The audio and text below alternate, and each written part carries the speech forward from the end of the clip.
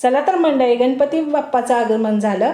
आता गौरीच्या फराळाची तयारी करून घेऊ. अर्धा पालक घेतला, अर्ध्या पेंडी स्वच्छ धुतला 2 पाण्याने. आता कापून घेतला आणि पालक बुडेपर्यंत पाणी घातलं आणि साखर घातली. साखरेने कलर छान येतो. आणि एकच उकळी काढायची की लगेच गॅस बंद करायचा आणि लगेच गार पाण्यात घालायचा बर्फाच्या.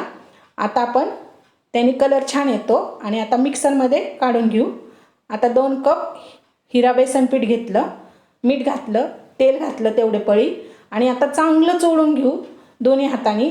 1-2 मिनटं चांगलं चोळून घ्यायचं. आता आपण पालक घालून घेऊ, गाळून घेऊ आणि चोथा बाजूला करून घेऊ.